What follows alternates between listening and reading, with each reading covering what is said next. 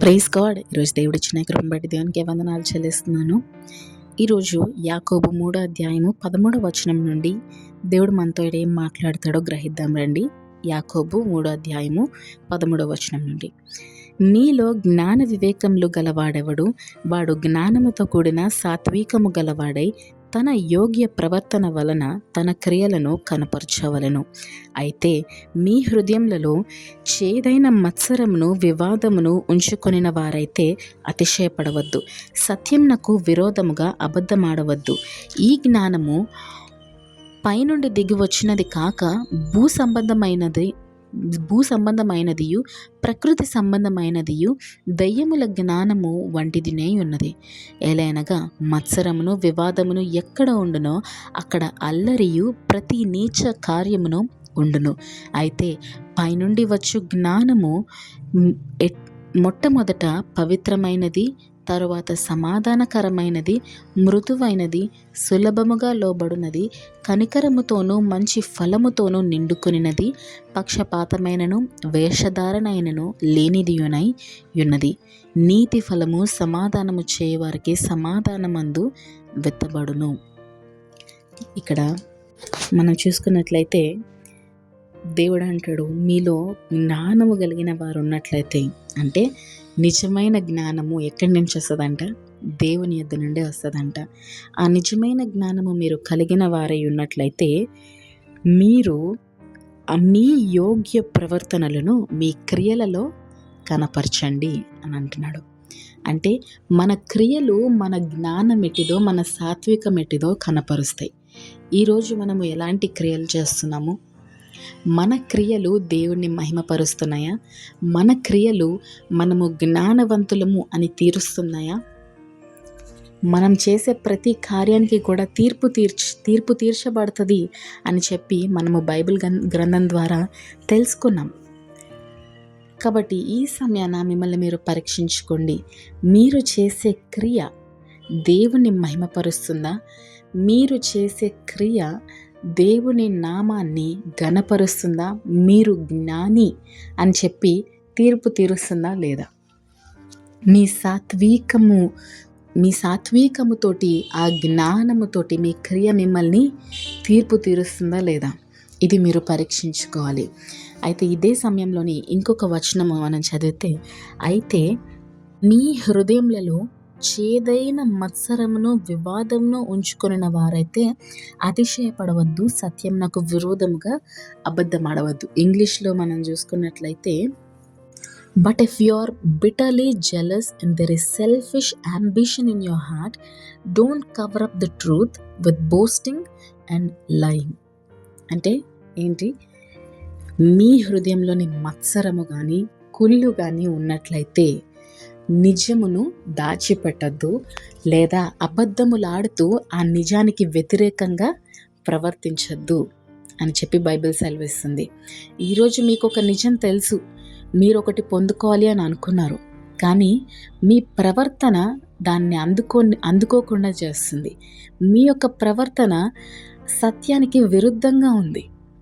For example, teacher ఒక exam పెట్టి 50 మార్కుల ఎగ్జాము 25 మార్కులు మీరు పొందుకుంటేనే మీరు ఈ పరీక్షలోని పాస్ అయినట్టు, మీకు మంచి మార్కులు వచ్చినట్టు అని చెప్పి అన్నారని అనుకోండి. కానీ మీకు మాత్రం 20 మార్కులే వచ్చాయి. మీరంటారు, లేదు టీచర్ 20 మార్కులు కూడా పాస్ మార్క్సే కదా అని అంటే ఏమన్నా అర్థం ఉందా? టీచర్ ఏం చెప్పింది? 25 మార్కులు వస్తేనే మీరు పాస్ అయినట్టు అని చెప్పి టీచర్ చెప్పింది. కానీ టీచర్ మాటను కూడా మీరు వినకుండా దానికి వ్యతిరేకంగా మీరు మాట్లాడినట్లయితే సత్యమును మీరు అక్కడ నిరాకరిస్తున్నారు. మీరు అక్కడ మీరు రెస్పెక్ట్ ఇస్తున్నారా? టీచర్కి, బోధించే బోధకుడికి మీరు అక్కడ రెస్పెక్ట్ ఇవ్వట్లేదు. ఇది కూడా ఒక ఆజ్ఞను నిరాకరించినట్టే. సత్యాన్ని ఒప్పుకోకుండా సత్యానికి విరుద్ధంగా మీ ప్రవర్తన ఉండొద్దు. అలా ఉన్నట్లయితే అది ఎలాంటిదో, దాని యొక్క క్యారెక్టర్ ఎలాంటిదో బైబిల్ స్పష్టంగా చెప్తుంది. మీరు ఒకవేళ సత్యాన్ని నిరాకరిస్తే ఈ జ్ఞానము పైనుండి దిగివచ్చినది కాక భూ సంబంధమైనదియు ప్రకృతి సంబంధమైనదియు దయ్యముల జ్ఞానము వంటిదినే ఉన్నది. ఏలైనగా మత్సరమును వివాదమును ఎక్కడ ఉండునో అక్కడ అల్లరియు ప్రతి నీచ కార్యమును ఉండును.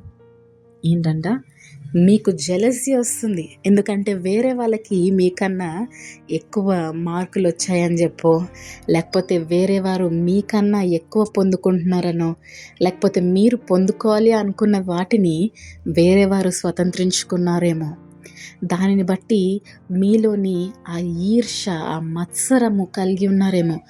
జాగ్రత్త. దాని ద్వారా మీరు సత్యాన్ని నిరాకరించలేరు.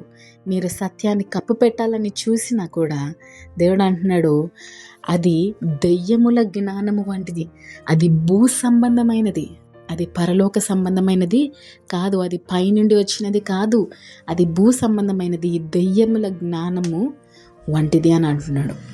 ఈరోజు మన హృదయాలలోని మత్సరమైన, కుళ్ళైన, సత్యాన్ని నిరాకరించే తత్వమైన మనలో ఉండడానికి వీల్లేదు. ఈరోజు మనకి సత్యము తెలుసా? ఆ సత్యము ప్రకారము మనము జీవిద్దాం. ఆ సత్యాన్ని ఇతరులకు చాటి చెప్దాం. కానీ సత్యానికి విరుద్ధమైన కార్యాలు మనము చేయాలి అని చెప్పి దేవుడు ఎప్పుడూ చెప్పలేదు. సత్యానికి విరుద్ధంగా ఏ రోజు కూడా నడుచుకోమని దేవుడు చెప్పలేదు. కాబట్టి మనకు తెలిసిన సత్యాన్ని మనం ఇతరులతో పంచుకుందాము. అదే సమయంలోని ఆ సత్యానికి విరుద్ధంగా మాత్రం మనము పని చేయకూడదు. ఈరోజు మనకు తెలిసిన సత్యం ఏంటి? యేసు నిజమైన దేవుడని చెప్పి, ఆయన సమస్తాన్ని జయించిన దేవుడని చెప్పి మనకి తెలుసు. కాబట్టి మన క్రియలు ఎలా ఉండాలి? ఆ యేసయ్యని ఘనపరిచే విధంగానే మన క్రియలు ఉండాలి. మన క్రియలు ఈరోజు ఎలా ఉన్నాయి? ప్రతి క్రియ కూడా ఆయనకు వ్యతిరేకంగా, ఆయనను కించబరుస్తూ, భూ సంబంధమైన క్రియగా, దెయ్యముల జ్ఞానము వంటి క్రియగా మన క్రియలు ఉన్నాయా? మనం పరీక్షించుకుందామండి. ఈరోజు మన క్రియలే మన క్యారెక్టర్ని డిఫైన్ చేస్తాయి కదా. మనము చేసే ప్రతి ఒక్క క్రియ లోకము గుర్తిస్తుంది. గుర్తించినప్పుడు వారు ఏమంటారు? ఎగ్జాంపుల్ చెప్తున్నాను. మనము బయట నడిచే విధానం కానీ, మనం మాట్లాడే విధానం కానీ, మనం చూసే విధానం కానీ లోకము చూసి మనల్ని గమనించాలి, వీరు క్రైస్తవులు అని చెప్పి. ఈరోజు మిమ్మల్ని చూసినప్పుడు లోకం అది చెప్పగలుగుతుందా?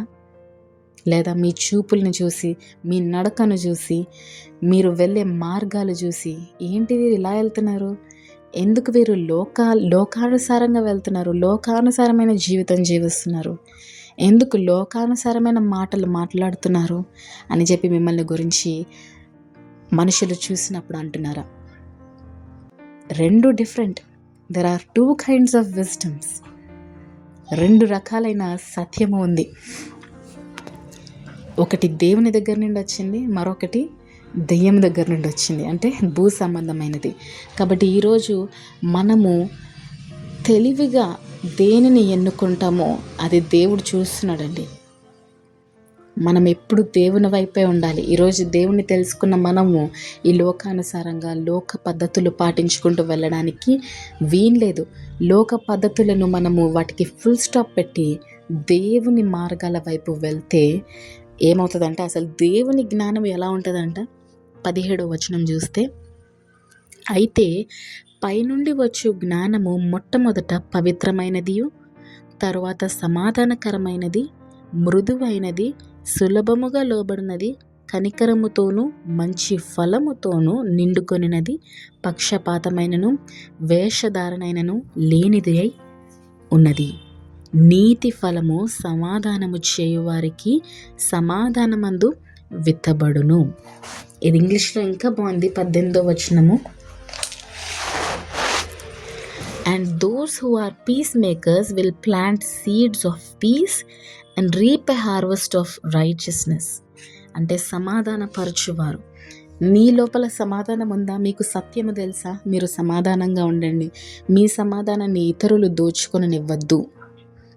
ఎందుకంటే మీ సమయాన్ని మీరు వేరే వారి మీద ఆలోచించడంలో కానీ, వేరే వారి జీవితం మీద లక్ష్యం పెట్టడం కానీ, దాంట్లోని మీ సమయాన్ని మీరు వృధా చేసుకోవాల్సిన అవసరము లేదు.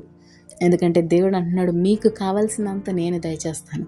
వారేం పొందుకుంటున్నారో, వారేం కలిగి ఉన్నారో నాకు అది కావాలి అని చెప్పి వారి వైపు మీరు చూడడానికి వీల్లేదు. అప్పుడు మీరు సత్య సంబంధులు అని చెప్పి పిలువబడరు. ఈరోజు సమాధానపరచువారు వారు సమాధానము అనే విత్తనాలు నాటి నీతి అనే పంట కోస్తారంట. ఈరోజు మనము అలాంటి జీవితము కలిగి ఉండాలి. దేవుని జ్ఞానము ఎలా ఉంటుందంట? సమాధానంగా, మృదువైనదిగా, పవిత్రమైనదిగా, సులభముగా లోబడినది, కనికరముతోనూ మంచి ఫలములతోనూ నిండుకొని పక్షపాతమైనను వేషధారణైనను లేనిది అని ఉన్నది. పక్షపాతం ఉండదు దేవుని ప్రేమలోని, దేవుని నీతిలోని. ఈరోజు మనము అలాంటి జీవితము కలిగి ఉండాలి. ఈరోజు ఆయన జ్ఞానము మనము కలిగి ఉన్నామా? ఆ జ్ఞానము ఎలా ఉంటుంది? నీతిగా ఉంటుంది. మనము ఏమి చేసినా అది నీతిగా కనపరచబడుతుందండి. అంటే ఏమి చేసినా అంటే మన ఇష్టానుసారమైన జీవితం జీవించి కాదు, దేవుని మార్గాలను తెలుసుకుంటూ దేవుని చిత్తాన్ని గ్రహిస్తూ మనం ముందుకు వెళ్తే అది నీతిగా కనపడుతుంది. దానికి తగ్గ ప్రతిఫలము మనము అనుభవిస్తాము. ఈరోజు నీతిగా జీవిస్తూ ఎక్కడ మత్సరం కానీ పక్షపాతం కానీ మనం చూపించకుండా, అలాగే మన లోపల ఉండకుండా మన హృదయాలను మనము కాచుకోవాల్సిన అవసరత ఎంతైనా ఉంది. ఈరోజు మన హృదయాల్ని మనము కాచుకుందాం. ఏ జెలసీ కానీ ఏ మత్సరం కానీ మన హృదయాల్లో ఉండకుండా, నీతిని ప్రేమిస్తూ నిజాన్ని కప్పిపెట్టకుండా, అబద్ధాలు ఆడకుండా మన జీవితాల్ని మనము ముందుకు వెళ్ళే విధంగా చేసుకోవాలండి. మన అడుగులను మనము చక్కపరుచుకోవాలి. యెహోవాయే మనకి అండ, ఆయననే మన కోట, మన ఆశ్రయం, మనకన్నీ ఆయననే. ఆయన చూసుకుంటాడు మనల్ని. కానీ మనం చేయాల్సింది కూడా మనము చేయాలి. తప్పైన మార్గాల్లోకి మనం వెళ్ళిపోతూ ఉంటే దేవుడు మనల్ని తప్పిస్తూ ఉంటాడు. కానీ ఎంతకాలం మీరు ఆ తప్పైన మార్గంలోనే వెళ్తూ దేవుడిని బాధ పెడతారు? ఎంతకాలం వేషధారణ జీవితం జీవిస్తూ దేవుడిని బాధ పెడతారు? ఎంతకాలం నీతిని కప్పిపెడుతూ అబద్ధములు ఆడుతూ మీ క్యారెక్టర్ని మీరు ప్రూవ్ చేసుకోవాలని చెప్పి ప్రయత్నిస్తారు? ఎంతకాలము దేవుణ్ణి అవమానపరుస్తూ ఇలాంటి జీవితము జీవిస్తారు? ఇలా కాకుండా దేవుణ్ణి మహిమపరిచే జీవితం మనం అందరం జీవించాలని దేవుడు ఆశిస్తున్నాడు. కాబట్టి ఆయన నామాన్ని మహిమపరిచే విధంగా మన జీవితాన్ని మనం చక్కపరుచుకుందాం. ఇచ్చిన మెసేజ్ మీకు ఆశీర్వాదకరంగా ఉన్నట్లయితే మీ ఫ్రెండ్స్ తోటి, ఫ్యామిలీస్ తోటి షేర్ చేసుకోండి. Thank you. Praise the lord. Shalom.